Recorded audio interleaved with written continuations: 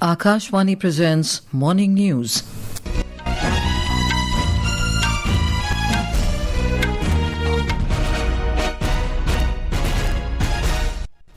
Good morning, I'm Anuja Kumar. The headlines.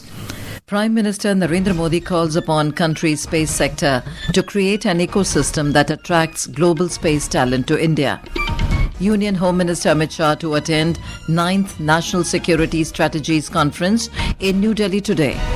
External Affairs Minister S. Jaishankar to co-chair India-Russia Inter-Governmental Commission on Trade, Economic, Scientific, Technological and Cultural Cooperation in Moscow today. Iran decides to impose service fees on vessels transiting Strait of Hormuz. IMD issues orange alert for heavy rain in Chhattisgarh, Bihar, Odisha and East Madhya Pradesh today. And in chess, India's Grandmaster Pranesh M wins Kanizsa Open title in Hungary.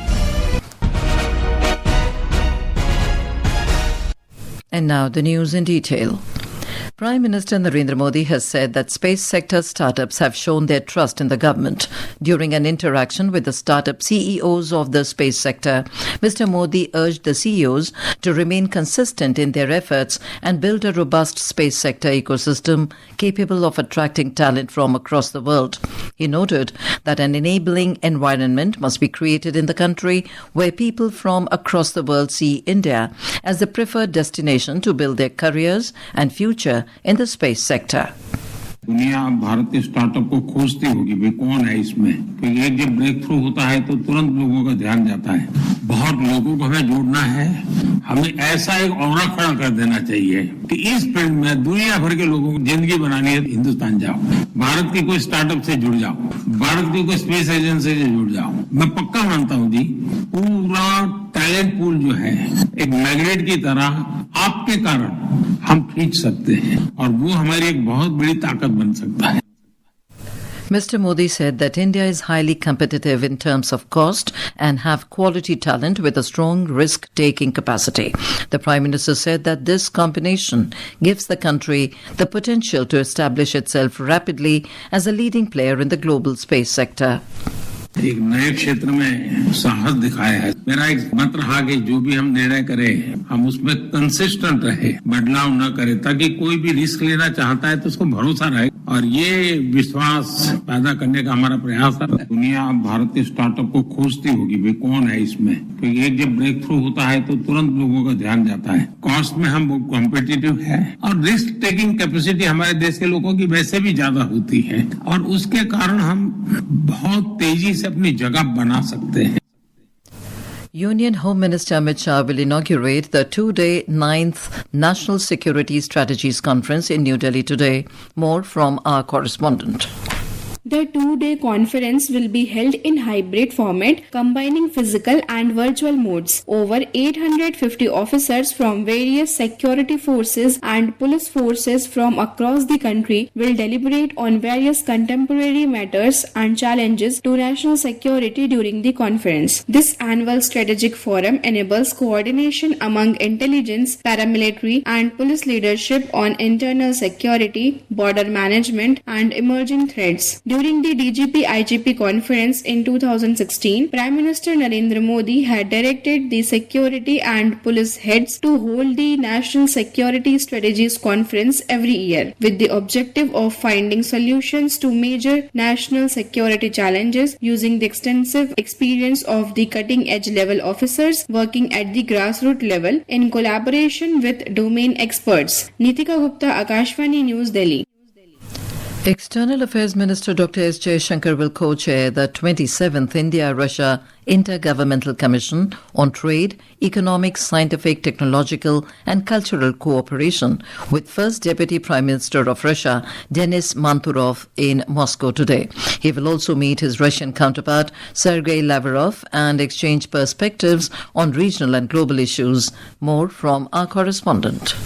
Dr. Jaishankar arrived in Moscow yesterday on a 2-day official visit to Russia. He is visiting Russia at the invitation of First Deputy Prime Minister of Russian Federation, Denis Monturov. India and Russia have a long-standing and time-tested partnership. Since the signing of the declaration of the India-Russia Strategic Partnership in October 2000, India-Russia ties have acquired a qualitatively new character with enhanced levels of cooperation in almost all areas, including political, security, defense, trade and economy, science and technology, culture and people-to-people ties. Under the strategic partnership, several institutionalized dialogue mechanisms operate at both political and official levels to ensure regular interaction and follow-up on cooperation activities. The India-Russia Inter-Governmental Commission has 2 divisions: trade, economics, scientific, technological and cultural cooperation, and military technical cooperation. Yashasvi Kiryal for Akashvani News, Delhi.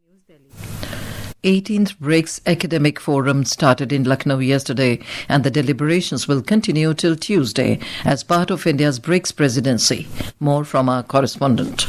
The Observer Research Foundation, in partnership with the Research and Information System for Developing Countries and the University of Lucknow, are the conveners of the forum. Held under the theme Building for Resilience, Innovation, Cooperation and Sustainability, the forum will bring together academics, researchers, experts and policymakers from BRICS countries to discuss key global challenges and explore practical, policy-relevant pathways for strengthening cooperation. A key highlight of the forum will be a Sherpa's address by Sudhakar Lela, Secretary and BRICS Sherpa, Ministry of External Affairs, Government of India. Sushil Chandra Tiwari, Akashvani News, Lucknow.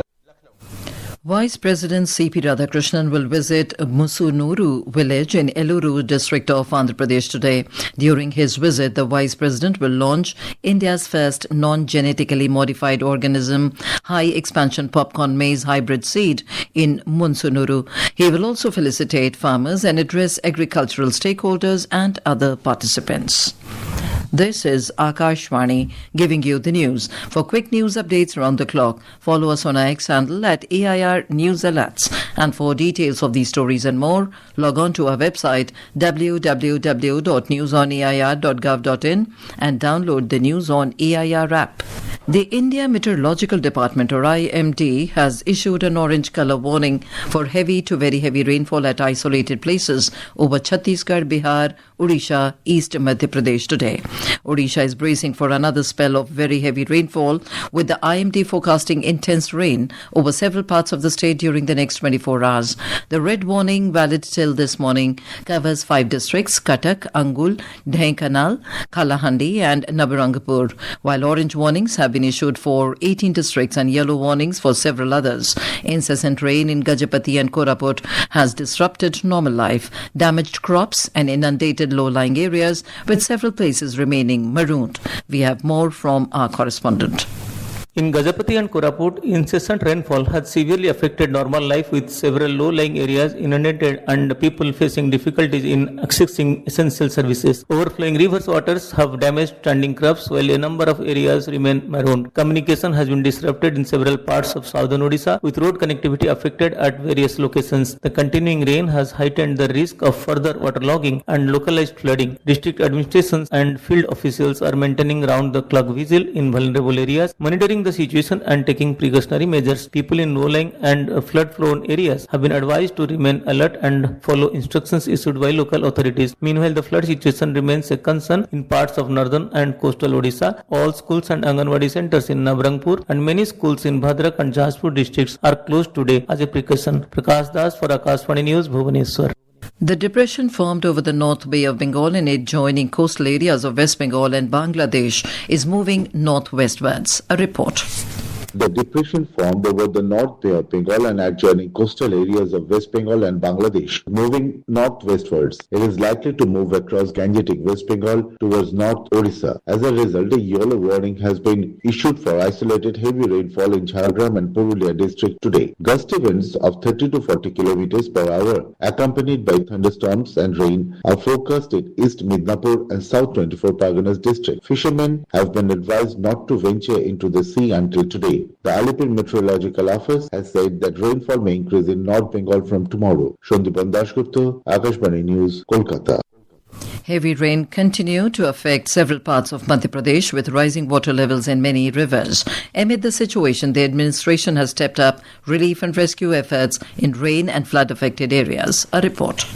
Heavy rain continues in the eastern parts of Madhya Pradesh and many rivers are in spate. The weather department has issued an orange alert for very heavy rain in Dindori and Balaghat over the next 24 hours. Both districts may receive 4 to 8 inches of rain. Heavy rain has also been forecast in 20 districts including Vidisha, Sagar and Raisen. In Bhopal and several other districts, light to heavy rain may occur at different places. Chief Minister Dr. Mohan Yadav reached Rewa directly from Delhi yesterday evening and reviewed the situation caused by heavy rain and the relief work. He directed officials to ensure relief reaches flood affected people and that all necessary arrangements are made at relief camps. Abhinav Goyal, Akashvani News, Bhopal. On the auspicious occasion of final Somvari of the holy month of Shravan, Jharkhand is immersed in devotion to Lord Shiv. From the world-famous Baba Baidyanath Dham in Deoghar, one of the 12 revered Jyotirlings, to the historic Pahari Mandir in the state capital Ranchi, the chants of Bolbam and Har Har Mahadev reverberate across the state. Here is a report. Bolbam, Bolbam, Har Har Mahadev. Devotees have thronged major Shiv temples across Jharkhand since early morning, with huge crowds gathering to offer prayers and perform Jalabhishek. At Baba Baidyanath Dham in Deoghar, thousands of Kavariyas who have carried holy Ganga water from Sultanganj have gathered for Jalabhishek. The temple doors opened early this morning, and after the traditional government puja, devotees were allowed to offer water to the deity. In view of the special significance of the final Monday of Shravan, the Deoghar administration has made modern arrangements for the safety and convenience of devotees, including drone surveillance, AI-based cameras and a digital helpline. Mehwish Rahman, Akashvani News, Ranchi. Iran has said that vessels from authorized countries transiting the Strait of Hormuz will now be required to pay service fees to Tehran. Iran's National Security Commission spokesperson Ibrahim Rezai stated that the fees will cover a wide range of maritime, environmental and logistical provisions. According to state broadcaster, this comes after the approval of the Article 3 strategic action to ensure the security and progress of the Strait of Hormuz plan. The spokesperson further stated that the payment structures have been designed with flexible financial terms. On to sports. In chess, India's 19-year-old Grandmaster Pranesh M emerged as the champion in the prestigious Kanizsa Open 2026 in Hungary, securing the Group A title with a superb performance. In a ninth and final round of the tournament, Pranesh defeated Vadim Pretosky of Germany with white pieces. Pranesh has a rating of 2,673 and is ranked 44th in the latest FIDE rankings of August 2026. And now for a look at today's newspapers, it's over to VC Pramod. Thank you, Anuja. All dailies have widely covered Prime Minister Modi pitching India as a global hub for space startups and talent on National Science Day yesterday. The Tribune writes NSA Doval heads to China for talks with Chinese Foreign Minister Wang Yi for a dialogue on boundary issue ahead of the Chinese president's India visit. Fiscal deficit on course despite West Asia crisis, headlines Financial Express. Hindustan Times refers to the enumeration exercise noting through forests and across streams, census set to reach Bastar's former red strongholds. As Bengal gets 3,500 crore rupees of defence push, the Asian Age, quoting the Defence Minister, writes, India capable of becoming global shipbuilding hub. In a significant milestone, DMRC becomes India's first metro organisation to achieve ISO certification to the latest international standard for asset management, reports the Statesman. The Times of India mentions a border report which projects India to surpass China in affluent consumers by 2036. And finally, the Indian Express cites railways roll out waterless urinals for pilots of India's most powerful locomotives. And with that, it's back to you, Anuja. Thank you, Pramod. And now, before we end the bulletin, the headlines once again. Prime Minister Narendra Modi calls upon country's space sector to create an ecosystem that attracts global space talent to India. Union Home Minister Amit Shah to attend 9th National Security Strategies Conference in New Delhi today. External Affairs Minister S. Jaishankar to co-chair India-Russia Inter-Governmental Commission on Trade, Economic, Scientific, Technological and Cultural Cooperation in Moscow today. Iran decides to impose service fees on vessels transiting Strait of Hormuz. IMD issues orange alert for heavy rain in Chhattisgarh, Bihar, Odisha and East Madhya Pradesh today. And in chess, India's Grandmaster Pranesh M wins Kanizsa Open title in Hungary. And with that, we end the morning news. Have a nice day.